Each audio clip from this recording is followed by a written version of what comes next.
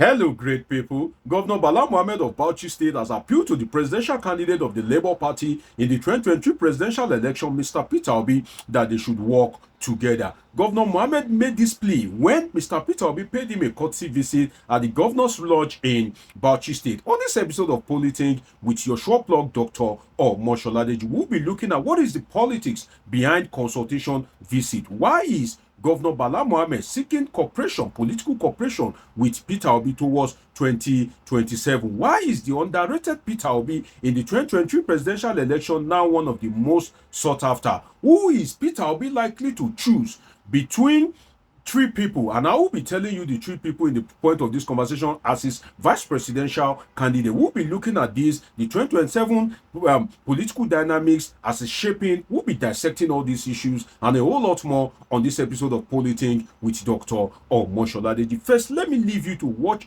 the video of Mr. Peter Obi's visit to the governor of Bauchi State. Then we'll come back for some discussion. Let's watch it.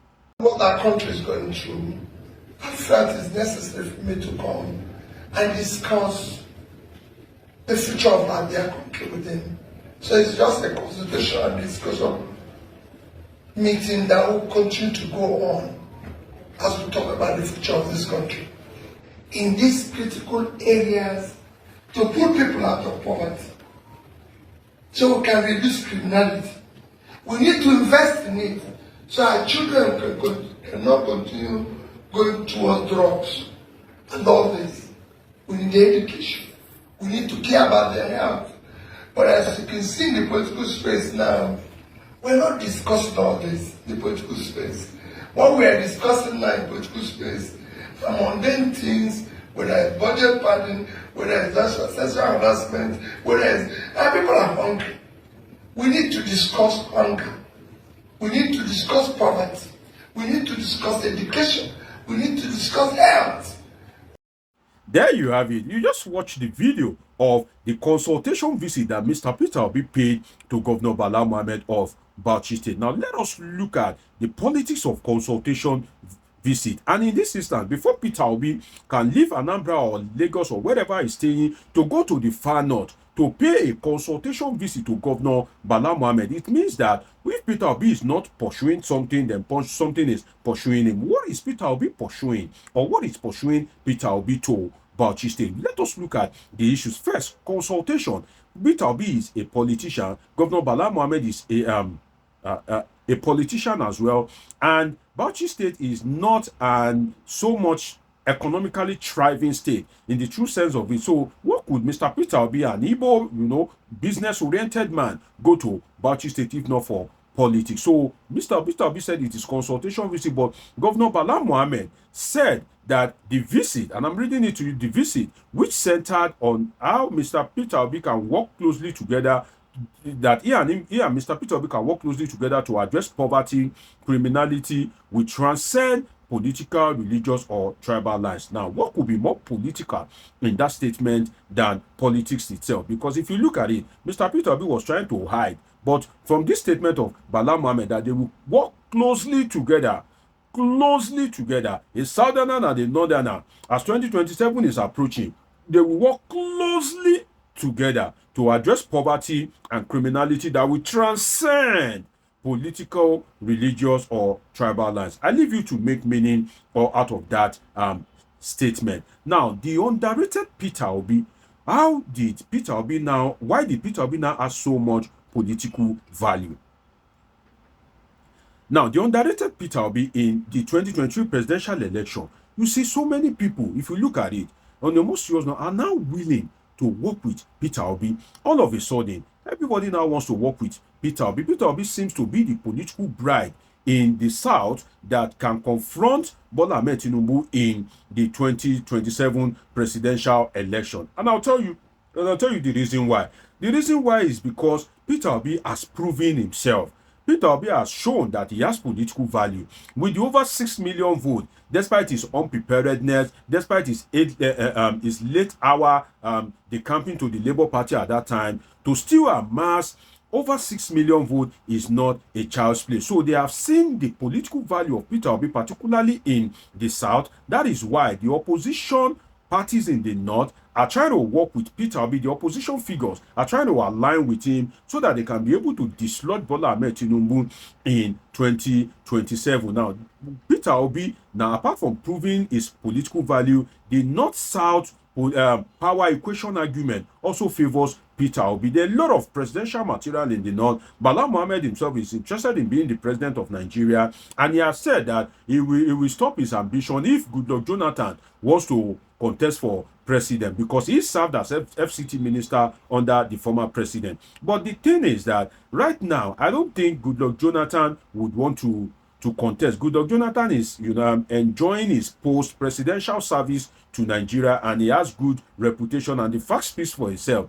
As regards the performance of his administration, our life was convenient for the people of Nigeria, and that of Buhari, by extension now to the Tinubu government. So Governor Bala Mohammed is been trying to be politically strategic, and let us look at it from the angle of Peter Obi himself. Peter Obi went to Bauchi State to pay a consultation visit. Now, I will be giving you 3 vice presidential material that Peter Obi is likely to work with, and at the end of the day, who he may eventually decide to pick, because let us look at it. He needs a strong material from the north, and the first material is Rabiu Musa Kwankwaso.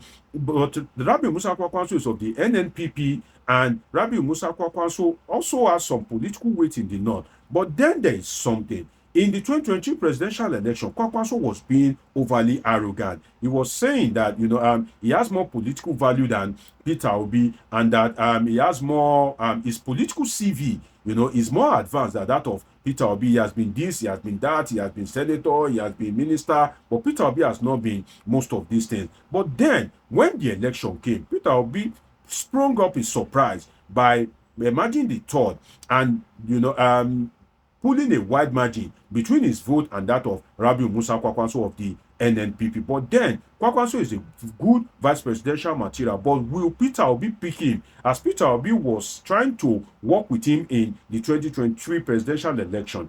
I don't think so. And if Kwankwaso now wants to work with Peter Obi, will Peter Obi be willing to work with him? I also do not think so, because now, Peter Obi having proven himself, there's so many people now trying to align with Peter Obi, and Peter Obi now has a lot of choice at his disposal, because now he has proven his worth. He has shown that he's a man that is working all over Nigeria with over 6 million votes, and that vote will most likely increase if the performance of the Tinubu administration is anything to go by. And that's why you see that the likes of Governor Bala Mohammed are trying to tilt towards the Peter Obi and see maybe there could be a political arithmetic that can come out of their alliance. Now, the second person is Nasir El-Rufai. Peter Obi may not want to work with Nasir El-Rufai in the true sense of it for 2 reasons. Number one, Nasir El-Rufai carries so much political baggage in terms of his personality, his controversial nature, the alleged his alleged involvement in the Southern Kaduna killings, his alleged allegedly being a terrorist sympathizer, the importation of bandits during the Buhari ascendancy to presidency in Nigeria, the role he allegedly played, and El-Rufai seems to be embroiled in so much controversy. He's being investigated for corruption in his home state, his reign as past governor. So a lot of controversy surrounding the personality of El-Rufai. So Peter Obi may be thinking that if he picks Nasir El-Rufai, he may find himself in a political fire, because at the end of the day, the Tinubu camp may unearth something to discredit El-Rufai, and if he's not looking for any credible alternative, then he may find himself in deep trouble. So I think that Peter Obi is walking ahead towards 2027, and if what we are seeing is anything to go by, Peter Obi will surely be on the ballot in 2027. The third person is Governor Bala Mohammed of Bauchi State. And if you look at Bala Mohammed seems to have this calm nature. He seems to be reserved. He seems to not appear rebellious like El-Rufai. He seems to be quite respectful. So at the end of the day, out of these 3, Peter Obi may eventually, be going for somebody like Bala Mohammed. If these 3 are the only ones available, I think Peter Obi is best with Bala Mohammed than El-Rufai, that is controversial, and Kwankwaso, that is arrogant. And the politics of 2027 have started in full swing, because Bala Mohammed said something that I found very interesting. He said Obi is the leader of the opposition. You may want to think that why is Obi the leader of opposition? But Atiku came second in the 2023 presidential election. So Atiku and PDP is a larger, a stronger party than the Labour Party. So why will you leave your own presidential candidate, you that you are a member of the PDP, and begin to tag Peter Obi, the leader of the opposition? And if you look at it, another point is that Atiku has not been silent since he lost the presidential election to Bala Mohammed Tinubu. He has not been silent. He has been politically active. So look at the political statement of Bala Mohammed. You can see that he's trying to woo Peter Obi by his side. And the third thing is that if you look at it, there's crisis in PDP and there's crisis in Labour Party. So on what ground, on what justification will Bala Mohammed tag Peter Obi, the leader of the opposition in Nigeria? And that leaves you that where is the Atiku factor? Because Bala Mohammed is of the PDP, Atiku is of the PDP, then you now carry the glory you are supposed to give to Atiku, right? You give it to Peter Obi. So you can see that there's a lot of alignment and realignment going on. But may the best happen to the people of Nigeria and Nigeria itself. It's been an interesting time with you on this episode of Politing with Dr. Omoshola Deji. Dr. Deji is a political scientist with a PhD in political science. Do want to subscribe, turn on your notification button, catch up with my past videos, and of course I have great interesting videos coming your way. Till I see you again, always remember that I love you all sincerely.